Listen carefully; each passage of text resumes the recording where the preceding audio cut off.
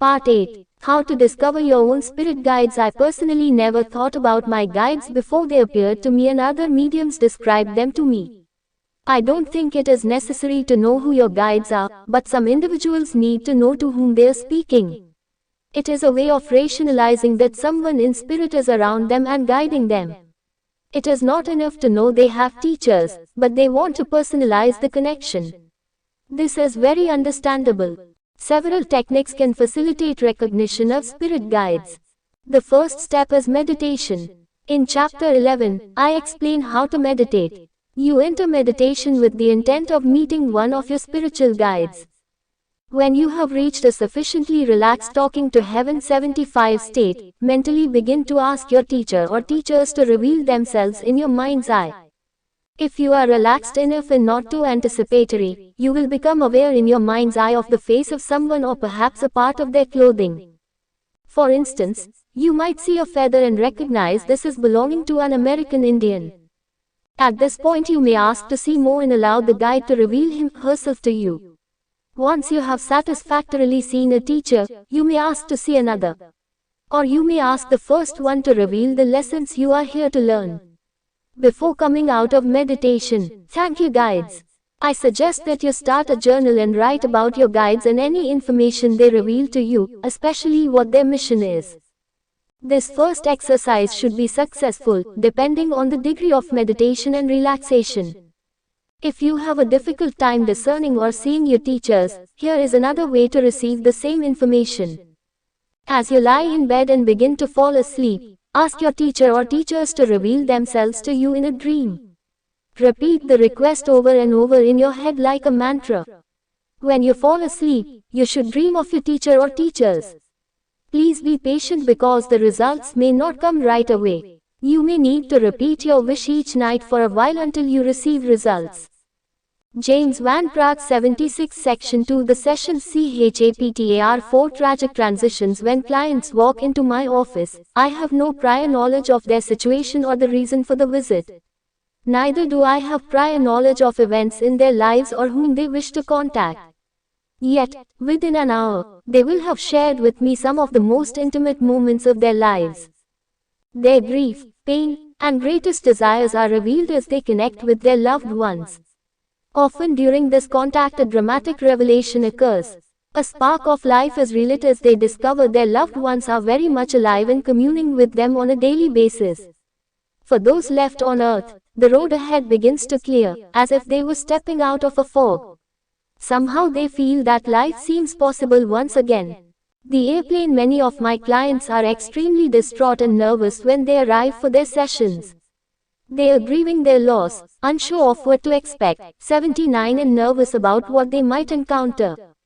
These strong emotional vibrations can interfere with the quality of the communication in much the same way turning on a blow dryer or vacuum cleaner creates static on a television set.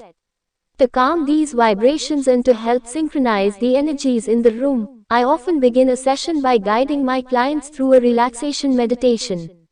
This helps to put their minds at ease and helps me to communicate with spirit people more easily. Marilyn was noticeably more at peace by the time we finished the meditation. The overwhelming distress I had noted when she entered my office had given way to a calmer receptivity. I welcomed her into my séance room and tried to make her feel as comfortable as possible. As briefly as possible, I explained what she could expect. Almost immediately, I felt a male presence standing to Marilyn's left side. "Do you know the name Roger?" I questioned. She replied that Roger was her husband's name. "I see him with reddish blonde hair. He is constantly combing it." As I imitated the combing motion, her eyes began to turn red. "Oh, yes, he was always fussing with it. He is showing me the cockpit of a plane. The dials and arrows on the control panel have ceased to James Van Praagh 80 function. I see smoke and fire, then everything goes black. Does this make any sense to you?" Marilyn started to quiver as she brought out a tissue to dab her eyes. "Roger died in a plane crash a year ago. His plane went down at night. He was the one I was hoping to contact. He says to tell you he loves you very much and has been waiting to speak with you. He is very excited. He wants to wish you a happy anniversary." She is astonished. Our anniversary was this past week. My God, someone is standing next to him whom you know. Marilyn could not speak. It is a little boy. He says his name is Tommy. Do you know him? Marilyn was in a frenzy as she practically screamed with excitement. Yes, oh, yes. Tommy is my son. He was in the plane with Roger. That's how it all started. Tommy wanted Daddy to take him for a ride in the plane. He says, Mommy, don't be so scared. I'm here with Daddy. He asks that you please go into his room and take down the Star Wars poster from his wall. He doesn't need it anymore. Marilyn shook her head in disbelief.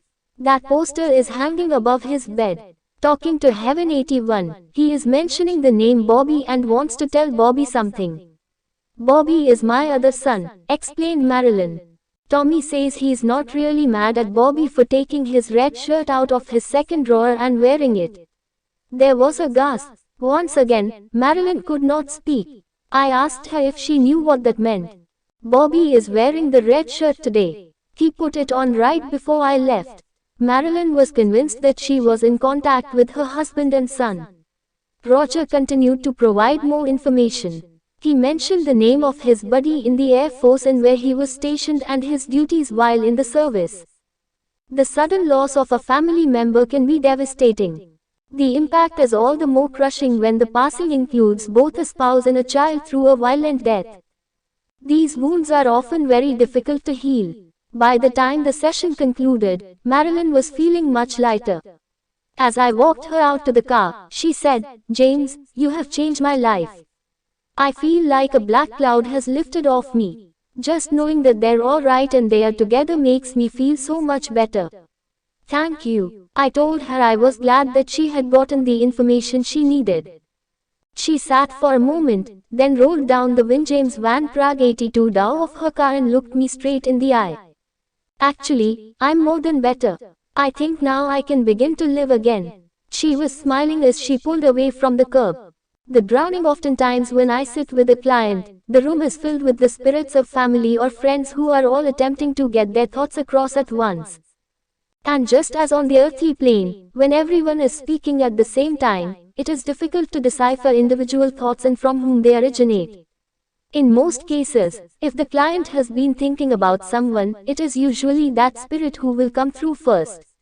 But in some cases, a spirit pops through as a total surprise to the sitter.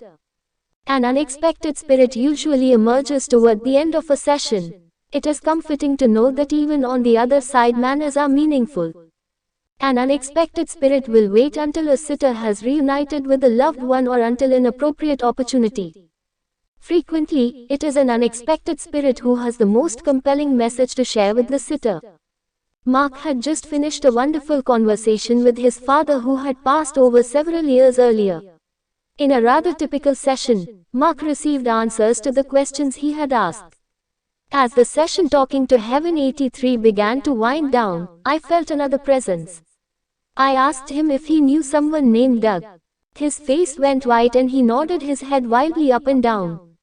Yes, what is he saying? He says to tell you he will no longer go out into the rain. He is saying to please let his parents know he is okay. Do you understand? Mark stammered, yes, go on. He is talking about getting caught in some sort of a flood and mentions how sorry he is for not realizing how dangerous things were. This is very strange. He is also speaking of having a new bicycle. Yes, I understand. Did this boy drown? He is giving me a sense of treading swirling water. He shows himself bobbing up and down, and his lungs filling with water. I could feel pressure on my chest as the sensation of Doug filled my body. I have the sense of being dizzy. He begins to lose consciousness and then everything turns black. Wow, exclaimed Mark. Do you know if there were fire or rescue people around him? He is showing me that they are standing at the side of the bank. James Van Praagh 84, yes, there were many rescue workers who tried to reel him in at several different spots along the river. I continued, he is talking about how he tried to grab onto a rope, but he couldn't reach it. Mark was very somber. Anything else? He wants you to say hello to Max. Does that make sense? Oh, My God, Max is my son and Doug used to babysit him. They became best friends. That's amazing. He is speaking of Florida. He is showing me a baseball cap with something to do with. I don't understand this. Hold on. He gives me the thought of Marler or Marlin. The Florida Marlins, yelled Mark. I just gave Max Doug's Florida Marlins baseball cap. He loves it because it reminds him of Doug. He wants him to enjoy it. He also wants Max to say hello to all the kids across the street. Mark explained that everyone loved Doug. He was a sports nut and all the kids in the neighborhood really liked him. Doug is mentioning a new bike again. He loved his new bicycle. I'm not sure why he is going on and on about it, I confess. Mark was on the edge of his seat. Unbelievable, he finally responded. In a way, it was the bike that started the whole thing. He got a talking to Heaven 85 new bike 2 days before the storm and rode it down to the riverbank to check out the raging water in the wash. Apparently, the bike got swept up in the rising river. When Doug went after it, he fell in. The water was too strong, and he couldn't get out. He wants to give love to Linda. Linda is my wife, Mark explained. I'll tell her hello for him. He is very happy you came here and wants you to let everyone know he is doing just great. You got it, buddy, Mark grinned, and he tilted his head and looked upward. A few days later I received a phone call from Doug's family. They were amazed at the detail of information that came through to Mark that no one, not even the television stations, had known. They made an appointment with me, and several weeks later they talked with their son and were reassured of his afterlife. As Doug explained to his parents, his life did not end in that rain-swollen river. He told them that he planned to finish school and even had hopes of having a girlfriend one day. They were happy to. Soulmate, this is a part of Zindagi Ki Roshni consultancy. It has been established for those who have lost someone and for those who are very sad in their life. About 100 PDF books and 20 short audio books of this topic will be sent to those who join it. This data will be sent to their email or WhatsApp. If you want to join this organization, then please send WhatsApp message to this number.